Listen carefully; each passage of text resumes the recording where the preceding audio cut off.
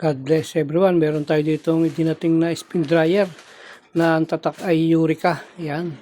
Ang naging problema po nito ay hindi siya gumagana. Yan yung kanyang loob. At maganda pa naman. Kaya lang ang problema nga niya ay pinagawa niya lang minsan ay hindi na ito binalikan. So tingnan natin kung anong problema ng dryer na ito. Bali, ito yung kanyang loob. Ayan. Ang nangyari sa kanya ay kinalas niya yung switch dito. Switch ang nakalagay dyan kasi babangga siya dyan eh. Pagkatapos yung kanyang preno, ayun, tinanggal niya yung tornilyo doon sa lugar na yun. Sa preno naman yun. So ang gagawin natin yan, palibasa ay wala tayong available, ay maghahanap tayo sa mga kaibigan nating magbubuti. Kaya sa junk shop maghahanap tayo niyan. At titingin tayo ng pwede nating ilagay dyan. So yun, nakaswerte tayo. Ito yung ating gagamitin. Ayan. Tsaka itong switch. Ayan. So ilalagay natin siya rito sa lugar na to. Ayan. Bubuuin natin. So ayun o. Idinugtong na natin. Itong kabila namang ito. Ito naman yung tatakbo sa baba. Ayan. Kasi nawala na yung isang kasamahan nito eh. Mayroon pa sana ito eh. Isa na yung lumabas dito. So, hahanap lang tayo ng wire na idudugtong natin dito. So, ito. So, yan.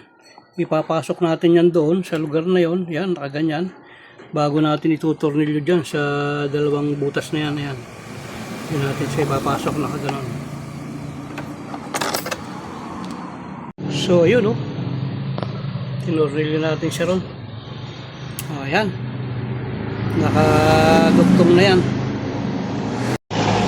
So, ayun na. Galing dun sa spin timer natin. Nagtuloy yung isang linya dun sa switch. Pagkatapos, bumaba na ito. Pababa na. Tapos yung isang linya ng spin timer na yan. Yan naman yung bababa. At ito yung kanyang preno. Alright. So, yun. Pinandar natin yung timer niya at in-adjust natin to kung magandang lapat. Ngayon titingnan natin kung mayroon siyang contact. Titingnan natin kung may contact siya ngayon. Nilagay lang natin sa buzzer yung ating tester. Ayun.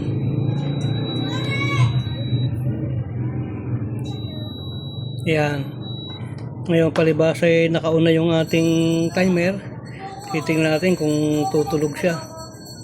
Meaning na nakakontak siya. Ayan. So, yun. Tumunog. Okay.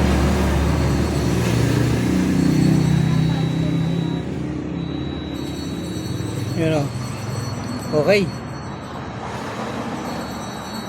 Ibig sabihin, okay yung ating kaka-adjust ng preno. Ng switch niya. Yan o, lakas. Titingnan natin kung mamamatay siya. Ating itataas yung kanyang pinakatakip. So yan, ibinaba natin. Kuhanan natin ulit ng yung linya natin. Ito. Tingnan natin kung mayroon pang contact. So yun o. Wala nang natunog. Meaning na pag itinaas yung takip ay mag-o-off siya. Ayan. Hindi na siya natunog. Ayan o, yung ating tester o. Hindi na siya tumutunog. So okay na yan. So itong brown, ito ang gagamitin natin. Paladaan natin sa itong brown, ito ang gagamitin natin para sa ating fuse. Ayan. Ang ating fuse holder. Yan natin siya ilalagay. Tapos ito, didiretso na ito dun sa isang linya natin.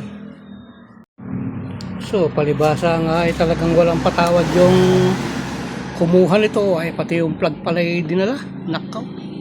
Matindi. Hindi ko napansin na yung palang plug ay nadala rin. Sana yun nung ako yung umuwi ng bayay na ihanap ko na rin ang plug ay ganun pa man. Pansamantala, ito muna ang gamitin natin.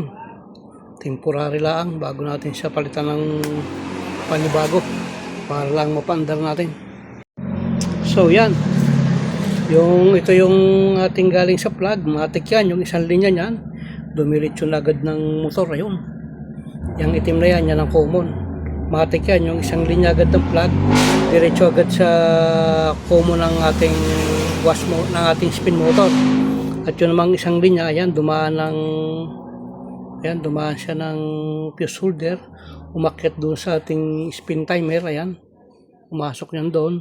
Paglabas niya doon, nagtuloy naman siya dito sa capacitor. Ayan, tapos tumuloy naman sa running ng ating spin motor. At yun namang nagsusulong yun yung starting. Ayan, starting winding yan, laging nagsusulo yan, tatandaan natin. So okay na yan, sasarado natin yan at titistingin natin. So yun atin ang sinarado at ating titistingin ngayon yan. Yun natin. Ayun sabay yun natin dito. Ayun, ayos.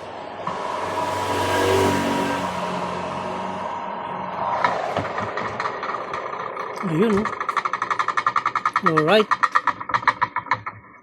Ayan, yun ulit natin.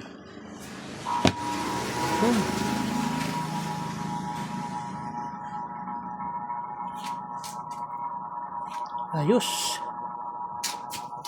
Paano mga idol? Muli natapos yung ating isang ginawa na spin dryer. Tining na tining siya. Yan ang galing. Ayun.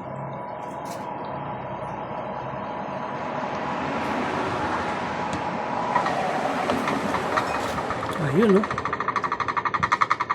Ayan, baba ng perahin ang baba, halos 5 lang, 5 amperes o 6. Ayan, nung nakabuelo siya 6 amperes. So okay na yan.